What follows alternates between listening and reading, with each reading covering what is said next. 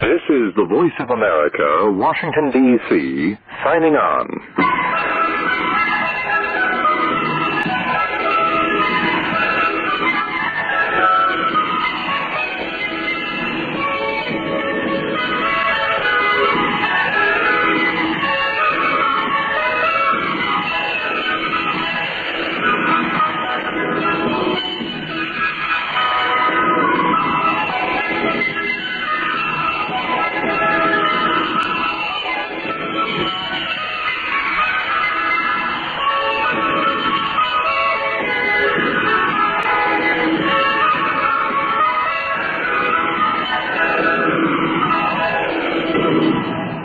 This is the VOA Special English Development Report. A researcher says 343,000 AIDS deaths in South Africa in the last 10 years could have been prevented. Nicole Natras blames the former government of Thabo Mbeki for delays in providing antiretroviral drugs. She directs the AIDS and Society Research Unit at the University of Cape Town School of Economics. Her study is in the journal African Affairs. She says the former president and his health minister scared people away from the drugs which suppress HIV. The former president claimed they were unsafe and ineffective. HIV is the virus that causes AIDS. A new study in the journal Nature has shown some hopeful results from an experimental gel that might protect women from HIV. The gel is made from glycerol monolaurate. The substance is commonly added to food products to protect against harmful microbes. Scientists at the University of Minnesota and the National Cancer Institute in the United States tested the gel on female monkeys. The study used an animal form of HIV. More studies are needed to know if the gel could work for humans. In Kenya, a project aims to educate girls about HIV prevention while helping them stay in school during their monthly periods. Girls from poor families can miss up to a week of school each month because they do not have enough money for supplies. So a group called America Share worked with the Johnson & Johnson Company to produce washable sanitary napkins. The American program, known as PEPFAR, provided the HIV information to include in kits with the napkins. PEPFAR is the President's emergency plan for AIDS relief. In the future, project organizers want to have international donors buy the kits for girls and young women who cannot afford them. The kits are called Huru, Swahili for freedom. Also in Kenya, a video game is being tested as another way to teach young people to avoid HIV. The game is called Pamoja Mtani, which means Together in the Hood. The project involves PEPFAR and Warner Brothers Entertainment. Another company, Virtual Heroes, made the game. Young people are not the only ones who need to protect themselves against HIV. The Bulletin of the World Health Organization reports that Brazil has a new education campaign aimed at people over the age of 50. Their infection rate has doubled since 1996.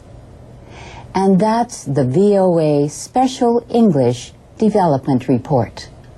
Welcome to The Making of a Nation, American History in VOA Special English. I'm Steve Ember. Generations of school children have been taught that Christopher Columbus discovered the New World. In fact, the second Monday in October is celebrated as a national holiday, Columbus Day, to honor the European explorer. But October's page on the calendar also has a lesser-known observance. October 9th is Leif Erikson Day. Leif Erikson was a Norse explorer who sailed around the northeastern coast of what we now call North America about 1,000 years ago. He and his crew returned to Greenland with news of a place he called Vinland. Following his explorations, a few settlements were built. Experts digging in eastern Canada in the 1960s found the remains of a village with houses like those in Greenland, Iceland, and Norway. But the Norse did not establish any permanent settlements in North America. Today, as we relaunch our series, we begin with the story of early European explorers in North America. In the 11th century, Europe was beginning a period of great change. One reason was the religious wars known as the Crusades. These were military campaigns by Christians to force Muslims out of the Holy Land in the Middle East. The Crusades began at the end of the 11th century. They continued for about 200 years. One effect of the presence of European armies in the Middle East was to increase trade. This trade was controlled by businessmen in Venice and other city-states in Italy. The businessmen earned large profits by supplying the warring armies and by bringing goods from the East into Europe. When the European Crusaders returned home, they brought with them some new and useful products. These included spices, perfumes, silk cloth, and steel products. These goods became highly valued all over Europe. The increased trade with the East led to the creation and growth of towns along the supply roads. It also created a large number of rich European businessmen. The European nations were growing. They developed armies and governments. These had to be paid for with taxes collected from the people. By the 15th century, European countries were ready to explore new parts of the world.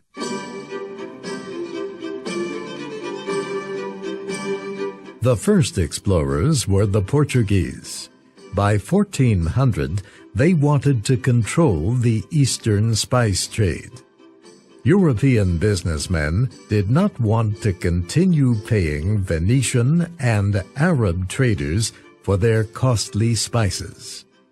They wanted to set up trade themselves. If they could sail to Asia directly for these products, the resulting trade would bring huge profits.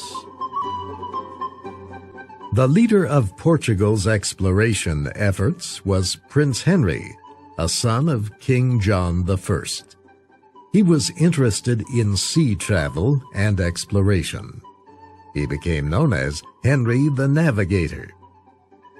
Prince Henry brought experts to his country and studied the sciences involved in exploration. He built an observatory to study the stars. Portuguese sea captains sailed their ships down the west coast of Africa, hoping to find a path to India and East Asia. They finally found the end of the African continent, the area called the Cape of Good Hope.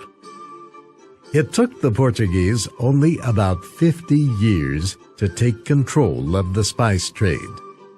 They established trading colonies in Africa, the Persian Gulf, India, and China. Improvements in technology helped them succeed. One improvement was a new kind of ship. It could sail more easily through storms and winds. Other inventions, like the compass, allowed them to sail out of sight of land. The Portuguese also armed their ships with modern cannon. They used these weapons to battle Muslim and East Asian traders. The other European nations would not let Portugal control this spice trade for long, however. Spain's Queen Isabella and King Ferdinand agreed to provide ships, crew, and supplies for an exploration by an Italian named Christopher Columbus. Columbus thought the shortest way to reach the East was to sail west across the Atlantic Ocean. He was right, but he also was wrong. He believed the world was much smaller than it is. He did not imagine the existence of another continent and another huge ocean between Europe and East Asia.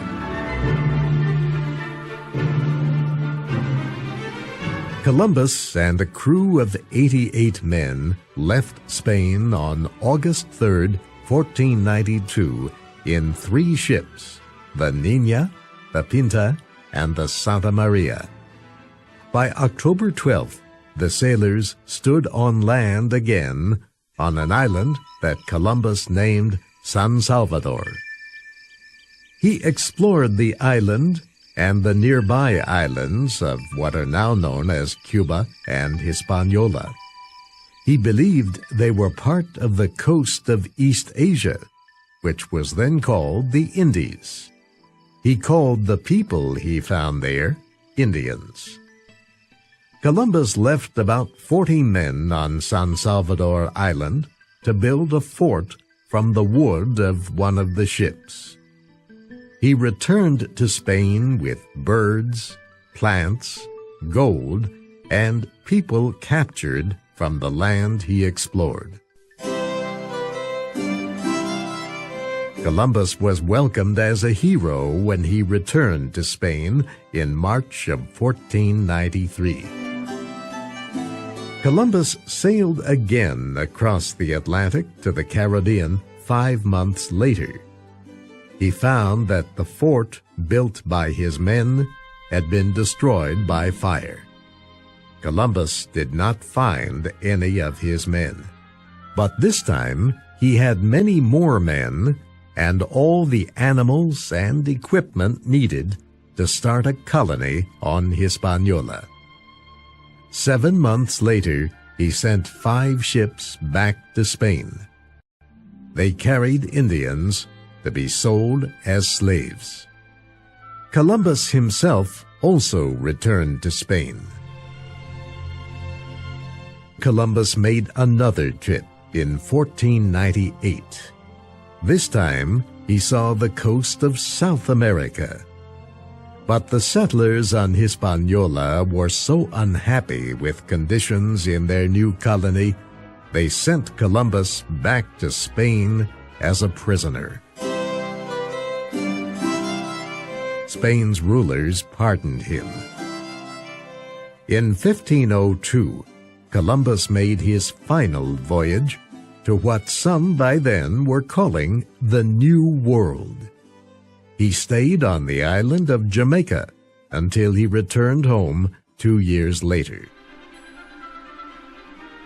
During all his trips, Columbus explored islands and waterways, searching for that passage to the Indies. He never found it, nor did he find spices or great amounts of gold. Yet he always believed that he had found the Indies. he refused to recognize that it really was a new world. Evidence of this was all around him.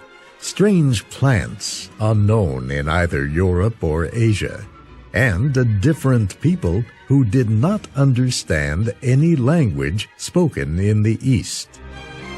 Columbus's voyages, however, opened up the New World. Others later explored all of North America. Now you may be wondering about the name of this new land.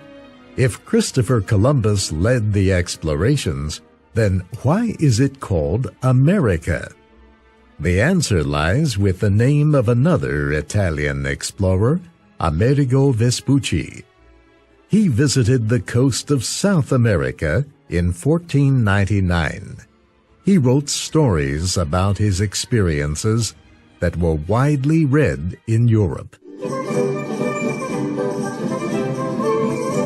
In 1507, a German map maker, Martin Waldseemüller, read Vespucci's stories. He decided that the writer had discovered the New World and thought it should be called America in his honor. And so it was. Spanish explorers sought to find gold and power in the New World. They also wanted to spread Christianity, which they considered the only true religion. The first of these Spanish explorers was Juan Ponce de León. He landed in North America in 1513. He explored the eastern coast of what is now the state of Florida. He was searching for a special kind of water that Europeans believed existed. They believed that this water could make old people young again. Ponce de León never did find the fountain of youth.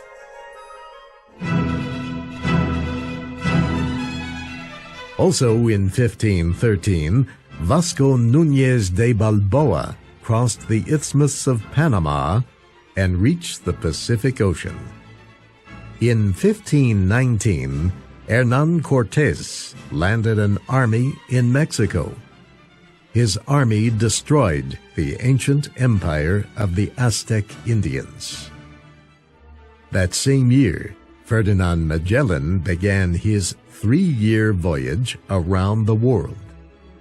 And in the 1530s, the forces of Francisco Pizarro destroyed the Inca Indian Empire in Peru. 10 years later, Francisco Vázquez de Coronado had marched as far north as what is now the American state of Kansas, and then west to the Grand Canyon. About the same time, Hernando de Soto reached the Mississippi River. 50 years after Columbus first landed at San Salvador, Spain claimed a huge area of America. The riches of these new lands made Spain the greatest power in Europe and the world. But other nations refused to accept Spanish claims to the New World. Explorers from England, France, and Holland were also sailing to North America. That will be our story next week. You can read and listen to our series online at voaspecialenglish.com and follow us on Facebook and Twitter at VOA Learning English. I'm Steve Ember, inviting you to join us again next week for The Making of a Nation, American History in VOA Special English. This is the VOA Special English Education Report. A recent story in the Chronicles of Higher Education said many foreign students report feeling lonely or unwelcome in Australia. Those feelings are one of the reasons why Australia is taking a close look at its international education industry. The government has formed an advisory council to help develop a 5-year national strategy for the future of international education in the country. But wherever international students go, making friends may not always be easy. The Journal of International and Intercultural Communication published a study done in the United States. Elizabeth Garies of Baruch College in New York surveyed 454 international students. They were attending 4-year colleges and graduate schools in the American South and Northeast. Students from English-speaking countries and from Northern and Central Europe were more likely to be happy with their friendships. But 38% of the international students said they had no close friendships in the United States. And half of the students from East Asia said they were unhappy with the number of American friends they had. Professor Garies says 30% said they wished their friendships could be deeper and more meaningful. Elizabeth Garies says many East Asian students blame themselves for their limited friendships with Americans and for not knowing the culture well enough. VOA's Jessica Stahl did her own survey to find out how American students and foreign students relate to each other through her blog, The Student Union. More than 100 students, about half of them American, answered her online questions. Half of the international students and 60% of the Americans said they related as well or better to the other group than to their own group. 85% of the Americans said they had at least one international friend. But only about half said they have more than 2 international friends. Among the foreign students, 75% said they have more than 2 American friends, but 10% said they have no American friends. Not surprisingly, Professor Garies says students who make friends from their host country return home happier with their experience. She says the students are more satisfied with their stay, have better language skills, and have better attitudes toward their host country. For VOA Special English, I'm Mario Ritter. This is the Voice of America, Washington, D.C., signing off.